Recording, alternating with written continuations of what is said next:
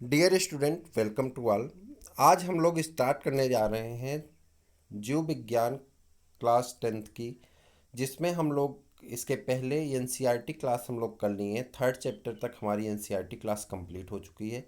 आज UP board का आपका पहला चैप्टर स्टार्ट किया जा रहा है जीव विज्ञान का, जिसका नाम है जैव प्रक्रम। तो हम लोग यहाँ से स्टार्ट करेंगे। एक बार मैं आपको चैनल के बारे में बता दूं कि आप चैनल को सब्सक्राइब कर लीजिए और अपने दोस्तों को शेयर कर दीजिए। उसके बारे में आपको आगे बताऊं कि यहाँ पे आपके यूपी बोर्ड, सीबीएसई बोर्ड की सभी क्लासेस, क्लास 9 to 12 बायो की सभी क्लासेस रन कराई जा रही हैं, दोनों क्लास की। सीबीएसई बोर्ड इंग्लिश मीडियम के, यूपी बोर्ड इंग्लिश मीडियम के स्टूडेंट के लिए सीबीएसई बोर्ड इंग्लिश मीडियम में एनसीईआरटी पढ़ाई जा रही है। आप वहाँ से जुड़ सकते हैं। आपको मैं बता दूं कि आप चैनल के साथ जुड़ जाइए। चैनल से जुड़ने के लिए आपके पास एक नंबर है, डिस्क्रिप्शन बॉक्स में दिया गया है, 8004109989। ये नंबर है 800 410 99 89। इस नंबर पे आपको क्या करना है, आपको एसएमएस कर देना है। तो आपको उस चैप्टर का, जो चैप्टर आप पढ़ रहे हैं उसका नोट्स आपको सेंड कर दिया जाएगा और आप पीडीएफ नोट्स आप ले करके अपना नोट्स प्रिपेयर कर सकते हैं। जिस नोट से आपको बता दिया जाए कि नोट बहुत इजी लैंग्वेज में लिखे गए हैं और वह आपको कहीं ना कहीं मदद भी करेंगे, आपको समझ में भी आएंगे। और साथ में अगर आप वीडियो देख लेंगे तो आपको 90% याद भी रहेगा। तो आप चैनल के साथ जुड़ जाइए और इस नंबर पे आपको एसएमएस कर देना है। आपका कोई ग्रुप नहीं बना है, आपका नंबर सिक्योर होगा, चाहे वो बॉयज़ हो या गर्ल्स हो। आप सेंड कर देंगे, आप अपना नाम और अपना क्लास लिख के करके सेंड कर दीजिए, आपको नोट्स भेज दिए जाएंगे जहाँ से आप नोट्स लिख सकते हैं। आज के पहले चैप्टर को हम लोग स्टार्ट करने चल रहे हैं। इस चैप्टर का ये नोट्स, जो नोट्स यहाँ पे लिखा गया है, इस नोट्स को प्राप्त करने का जरिया मैंने आपको बता दिया कि आप कैसे पा सकते हैं। छोटी छोटी टॉपिक होंगी, 10 से 15 मिनट के आपकी क्लास चलेंगी। आपकी 3 दिन की क्लास चलती है, आप उस क्लास को आराम से इंजॉय करिए। अगर आप लोगों का सहयोग रहेगा, आप लोगों की संख्या ज़्यादा रहेगी, तो आपकी क्लास रेगुलर कर दी जाएगी। 6 दिन आपकी क्लास चलेगी, जिसके लिए आपसे कोई भी फीस नहीं ली जा रही। टोटली आपके लिए क्या है, फ्री है। तो आप फ्री में अपनी पूरी क्लास पढ़िए, आप अपना डिस्क्रिप्टिव क्लास करिएगा। डिस्क्रिप्टिव क्लास में आपके सामने फेस करके बताया जाएगा। अभी सिर्फ आपको नोट्स पढ़ाया जा रहा है और उसके बाद आपका प्रैक्टिस पेपर होगा। और मैं आपको भरोसा दिला दूं कि बोर्ड में आपको साइंस में पूरे नंबर मिलने वाले हैं। तो चलिए स्टार्ट करते हैं। पहला टर्म ही यहाँ पे है जैव प्रक्रम। अब समस्या ये है कि जैव प्रक्रम किसे कहते हैं। आपने आज तक बहुत कुछ पढ़ा होगा। देखिए, अब चीज़ों को समझिए, लिखना कम है, समझना ज़्यादा है। आपने पढ़ा होगा जैव प्रक्रम के बारे में, तो आपने सजीव पढ़ा होगा, निर्जीव पढ़ा होगा। जब सजीव की बात की होंगे तो आपने पढ़ा होगा सजीव उसे कहते हैं जिसके अंदर जान पाई जाती है, उसे सजीव कहते हैं। जिसके अंदर जान नहीं पाई जाती उसे निर्जीव कहते हैं। ये सब चीज़ें आप 6 7 8 में पढ़े होंगे, लेकिन यहाँ पे अब उसकी व्याख्या आपकी बढ़ती चली जाती है। तो सजीवों की ही बात होगी पूरे चैप्टर में। किसकी बात होगी? सिर्फ सजीव की ही बात होगी, निर्जीव की कोई चर्चा नहीं होगी। निर्जीव की चर्चा करने के लिए आप हम लोग फिजिक्स और केमिस्ट्री में करेंगे।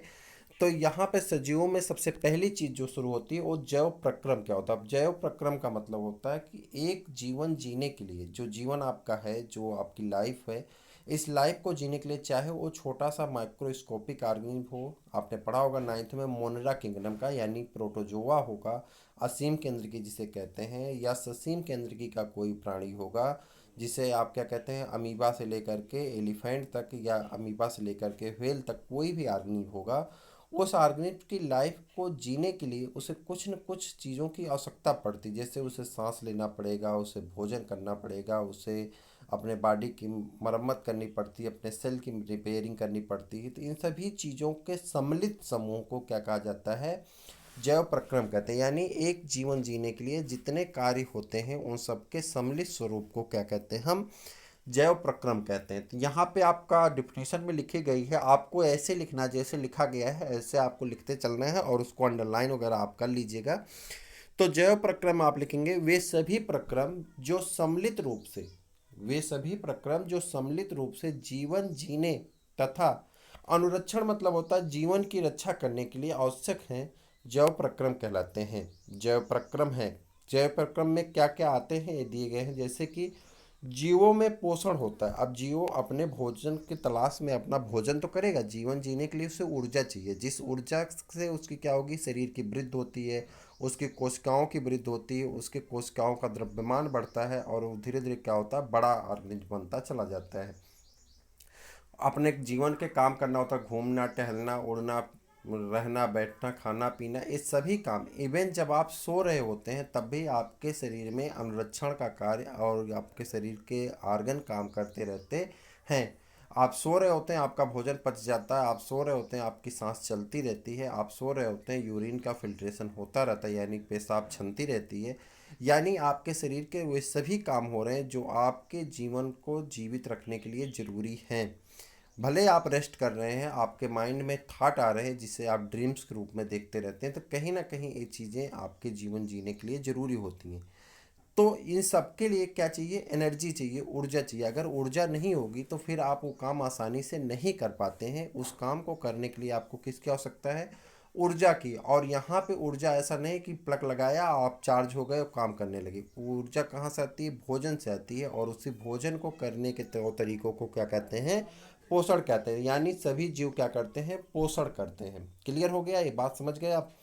दूसरा, जीव श्वसन करते हैं। अब जीवन जीने के लिए जीवों को क्या करना पड़ता है, श्वसन करना पड़ता है यानी सांस लेना पड़ता है, जिसे रिस्पायरेशन कहते हैं। अब यह किसी ऑर्गेनिज्म में क्या होता है, रिस्पायरेटरी सिस्टम पाया जाता है। जैसे हम लोगों में नाक पाई जाती है, हम लोग उससे सांस लेते हैं, गाय भैंस में नाक पाई जाती है, उससे ले लेते हैं। लेकिन जो छोटे जीव होते हैं, जैसे कोशिकीय जीव होते हैं, जैसे अमीबा है, पैरामीशियम है, तो वो सब पानी में, या जलीय जीव है, मछलियां हैं, तो पानी में घुले हुए ऑक्सीजन से क्या करती हैं, सांस लेती रहती हैं। पौधे हैं वो सांस लेते रहते हैं। यानी जीवन, जितने जीवन हैं वो सांस लेते रहते हैं, जिससे उनका जीवन चलता रहता है। बहुत सारे ऐसे जीव हैं जो बिना ऑक्सीजन के भी श्वसन करते हैं। अनाक्षी श्वसन उसे कहते हैं, आपने 8 में पढ़ा होगा।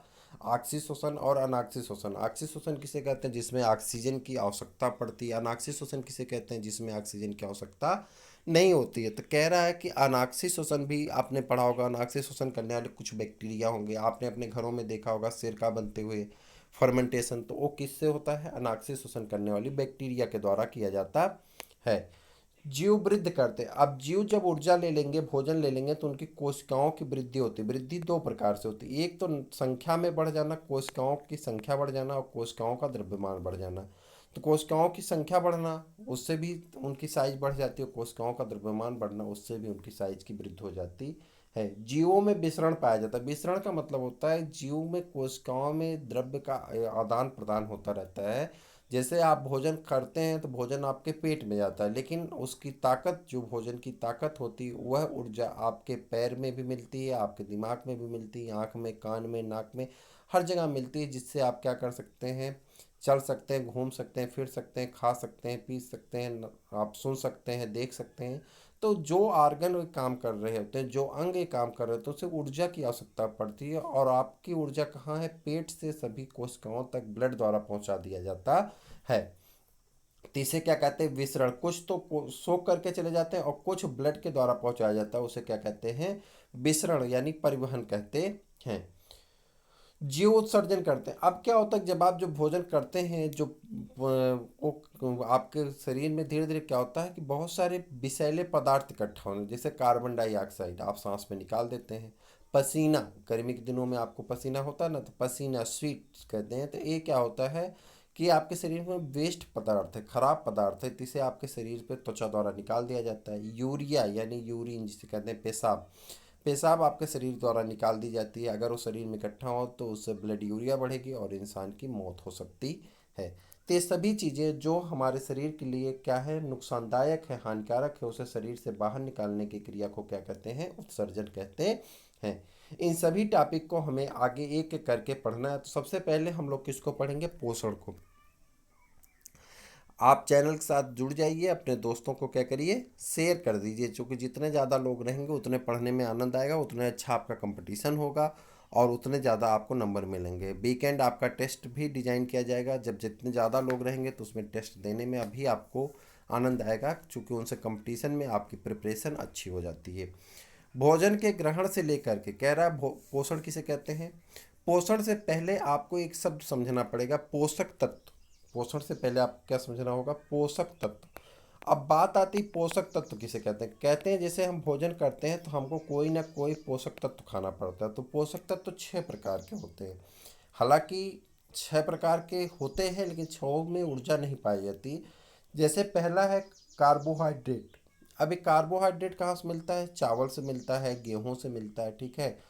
तो एक कार्बोहाइड्रेट की चीज़ें आप क्या करते हैं? खाते हैं। जो खाते हैं तो कार्बोहाइड्रेट आपको टूट करके ग्लूकोज बनाता है, ग्लूकोज टूट करके आपको ऊर्जा देता है। दूसरा प्रोडक्ट क्या होता है?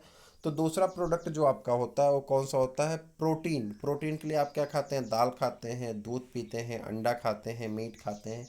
तो ये क्या होते हैं? आपके प्रोटीन के पदार्थ होते हैं। तीसरा फैटी चीज़ें। तो फैटी चीज़ें में आप क्या खाते हैं? आपको ऊर्जा देता है। जैसे आप वेजिटेटिव ऑयल खाते हैं, वनस्पति घी खाते हैं, ठीक है, सरसों का तेल खाते हैं, ठीक है। उसके बाद एनिमल फैट खाते हैं, जैसे यानी घी खाते हैं आप, देसी घी जिसे कहते हैं, गाय भैंस की घी खाते हैं, ठीक। तो ये सब क्या होते हैं? पोषक तत्वों की कैटेगरी में आते हैं। तो पहला क्या होगा? कार्बोहाइड्रेट। दूसरा क्या हो गया आपका? प्रोटीन। और तीसरा क्या हो गया आपका? फैट। फिर आप क्या खाते हैं? विटामिन खाते हैं, मिनरल खाते हैं, ठीक है। उसके बाद आप कुछ रेशेदार सब्जियां खाते हैं, और क्या खाते हैं? आप पानी पीते हैं। तो ये सभी पोषक तत्व तो आपको ऊर्जा देते हैं। तो कह रहा है पोषण का मतलब क्या होता है? आप पोषण देखते हैं। पोषण का मतलब है भोजन के ग्रहण। ग्रहण मतलब खाने से लेकर के पाचन, उस भोजन के पचने तक, अवशोषण, उसे शरीर द्वारा अवशोषित कर लेने, यानी उसमें जो पोषक तत्व उसे अवशोषित कर लेने तक, कोशिकाओं तक पहुंचने तक, और सभी कोशिकाओं तक पहुंचने तक, और उससे ऊर्जा के उत्पादन में प्रयोग होने तक, तथा जीवद्रव्य में स्वांगीकरण करने तथा भविष्य के लिए इसे शरीर में संग्रहित करने तक की सभी क्रियाओं को सम्मिलित रूप से पोषण कहते हैं। यानी सीधे सीधे आप कह सकते हैं कि भोजन को करके उस भोजन से ऊर्जा प्राप्त करने को हम क्या कहते हैं?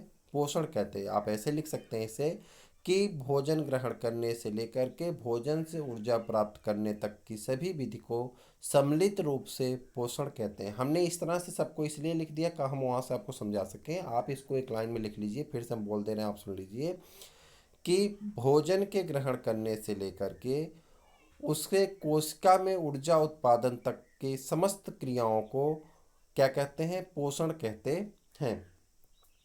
पोषण के दो प्रकार होते हैं। पोषण कितने प्रकार के होते हैं? दो प्रकार के होते हैं। एक को कहते हैं स्वपोषी और दूसरे को क्या कहते हैं? परपोषी कहते हैं। लेकिन आज हम लोग किसको पढ़ेंगे? सिर्फ स्वपोषी के बारे में पढ़ेंगे।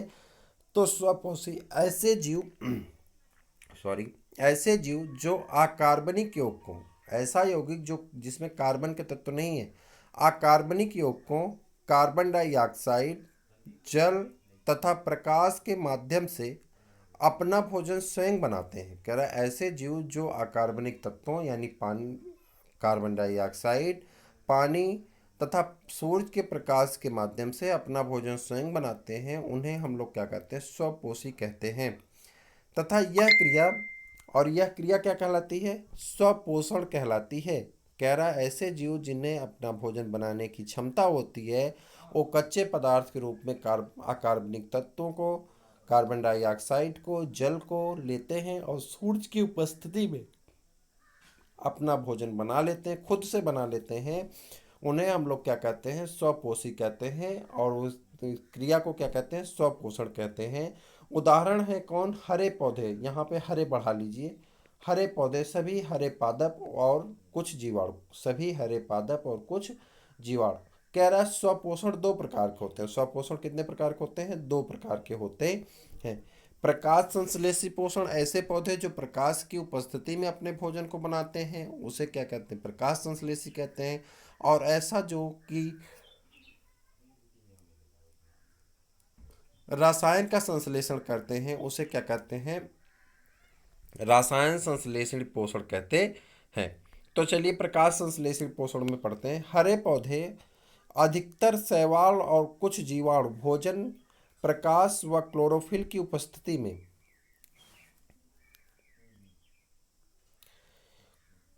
कह रहा है अधिकतर शैवाल तथा कुछ जीवाणु भोजन, अपना भोजन प्रकाश व क्लोरोफिल की उपस्थिति में सरल अकार्बनिक पदार्थों जैसे कि कार्बन डाइऑक्साइड और जल की सहायता से सरल शर्करा बनाते हैं। ऐसी क्रिया को क्या कहते हैं? प्रकाश संश्लेषण कहते हैं। आप सीधे सीधे देख सकते हैं कि ऐसे जीव जो प्रकाश की उपस्थिति में अपना भोजन बना लेते हैं उन्हें हम प्रकाश संश्लेषी कहते हैं। जिसके लिए उन्हें कच्चे पदार्थ के रूप में किसकी आवश्यकता पड़ती? कार्बन डाइऑक्साइड की, जल की, इत्यादि की आवश्यकता पड़ती है। तो जो चीज़ें यहाँ पर लिखी गई आप ऐसे लिख करके उसे याद कर सकते हैं।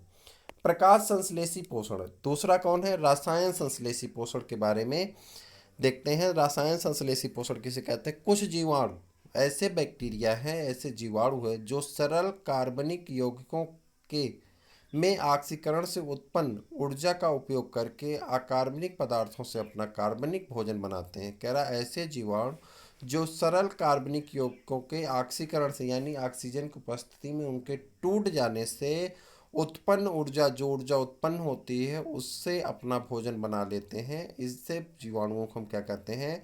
रसायन संश्लेषी जीवाणु कहते हैं। और इसके जो एग्जाम्पल हैं वो हैं सल्फर जीवाणु और नाइट्रोसोमोनास। आपने नाइट्रोसोमोनास के बारे में पढ़ा होगा जब कक्षा 9 में आपने किसको पढ़ा था? नाइट्रोजन साइकिल को पढ़ा था। तो वहाँ पे आपने पढ़ा होगा कि एक ऐसा बैक्टीरिया होता है जो मिट्टी में पाया जाता है, नाइट्रोसोमोनास, और यह क्या काम करता है? जो आपके वायुमंडल में नाइट्रोजन उपस्थित है उसे घुलनशील नाइट्रोजन नाइट्रेट के रूप में बदल देता है, जिससे पौधों को उसकी ताकत मिल जाती है। तो एक कैसे पदार्थ होते हैं? एक कैसे हो गए? तो आपके हो गए ये रसायन संश्लेषी। नाइट्रोसोमोनास के बारे में आपने कक्षा 9 में पढ़ा है। आगे बढ़ते हैं। तो यहाँ पे कुछ नोट कर लीजिएगा, ये टॉपिक याद रखिएगा।